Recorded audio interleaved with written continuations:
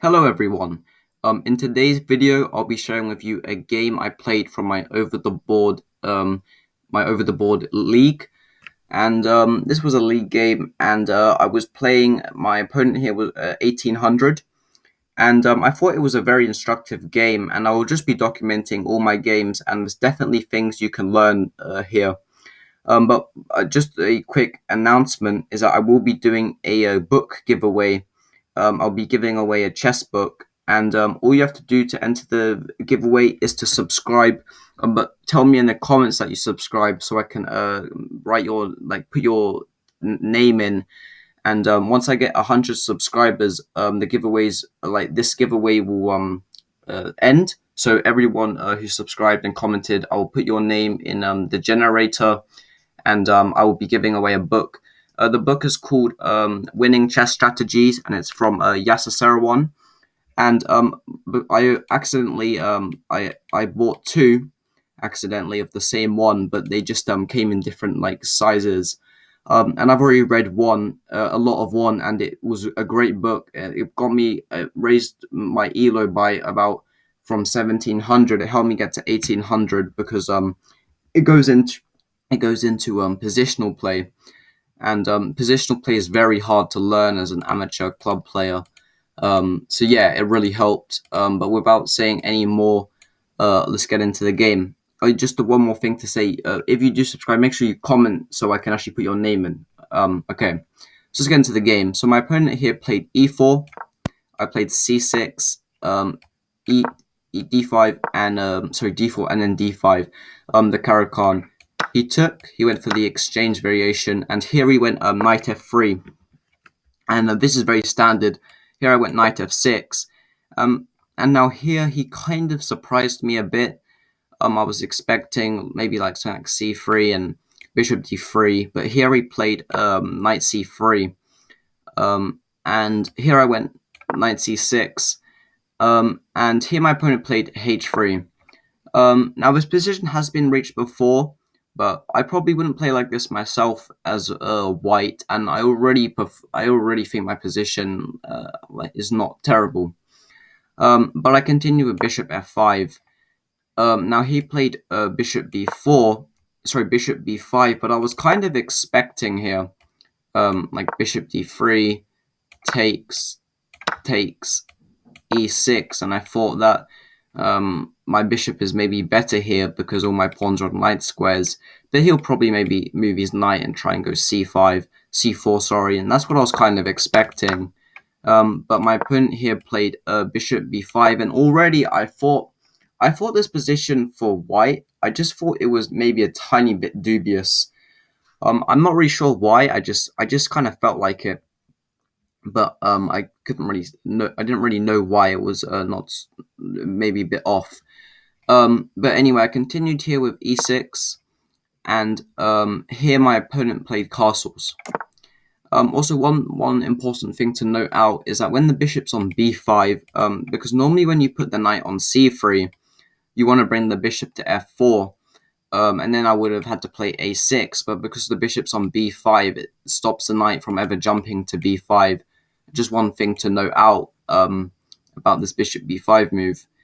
But here my opponent castled, and this position has been reached before, but here I played a new move, that was bishop d6.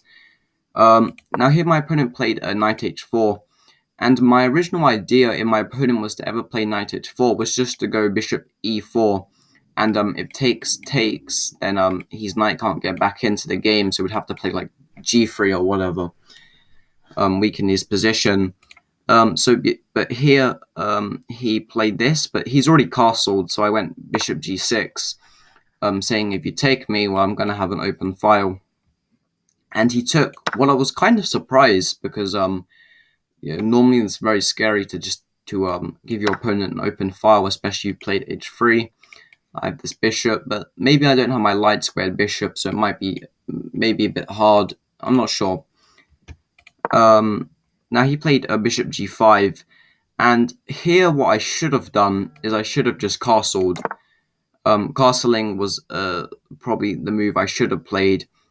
And if you're wondering, does white have a big attack here? Not really. He doesn't really. I did. That's the reason why I didn't go into this because I thought white had a big attack, and I just saw ghosts. Also, in this position, I'm threatening bishop b6, to force him to pretty much exchange this bishop. And then when I take, I have c5 ideas. My rooks can come in. I'm controlling this nice file. I have an open c file, and I think the position's fine. I can also try and move this knight. If he ever exchanges this knight when my queen's away, I think just taking's fine. It's hard for him to really take advantage of these pawns here.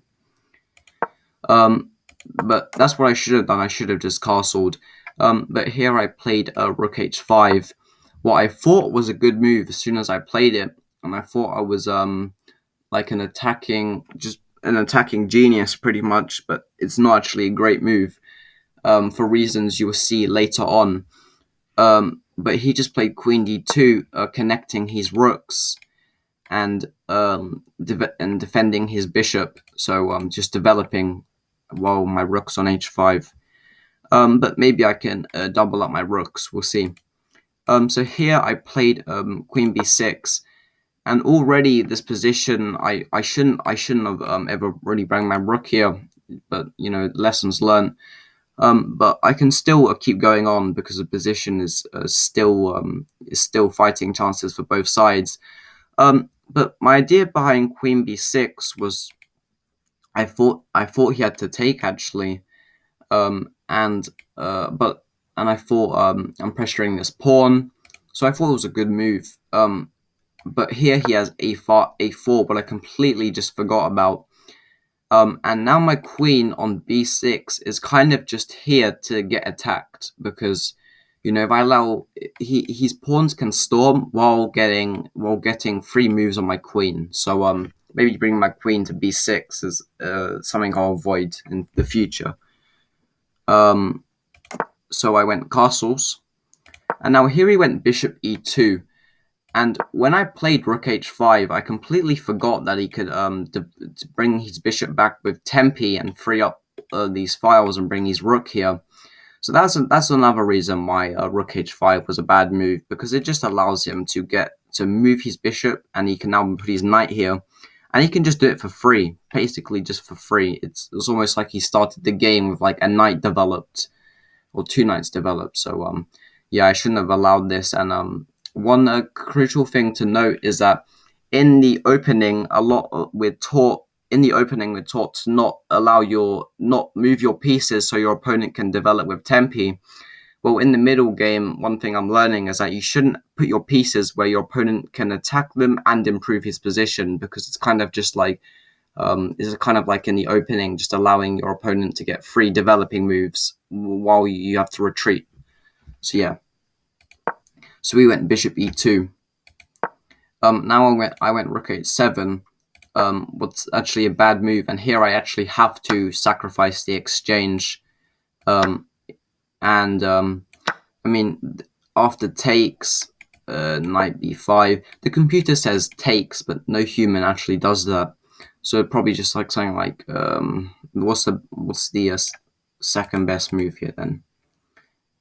Bishop f4. Yeah, maybe after like bishop f4. After like bishop f4, probably go to like e5. And yeah, this position, I think it's playable for both sides. Maybe white has more attacking chances, or maybe black does as well. It's quite double-edged. But I didn't do that because I was scared of knight b5, and I wasn't quite sure what I was going to do.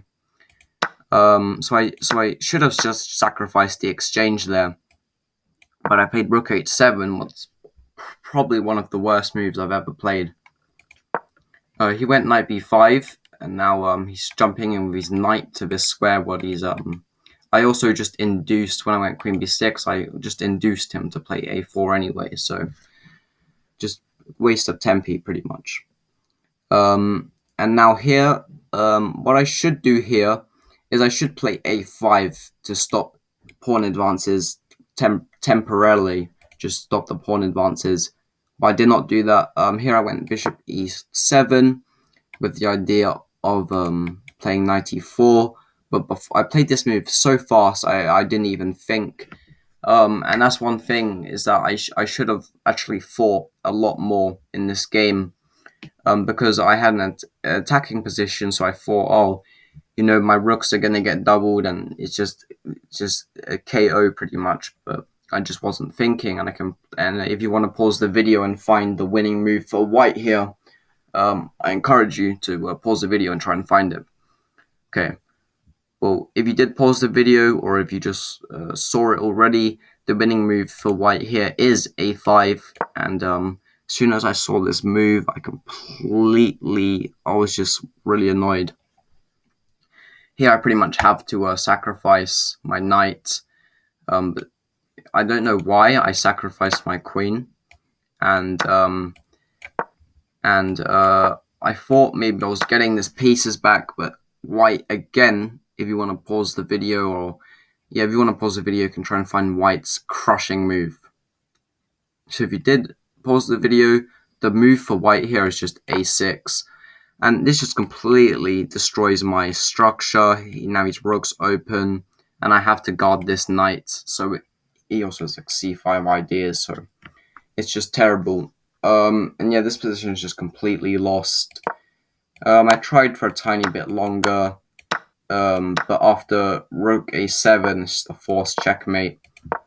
And here I blundered, and I resigned here. It's after knight b5. This is just checkmate. Nowhere for the king to go. But yeah, it's annoying I lost this game, but yeah, I feel like I've learned. Let's go over the game one more time. Bishop f5, bishop b5, e6, castles. And crucial moment was here just to castle, and I think this is more playable for black, I reckon.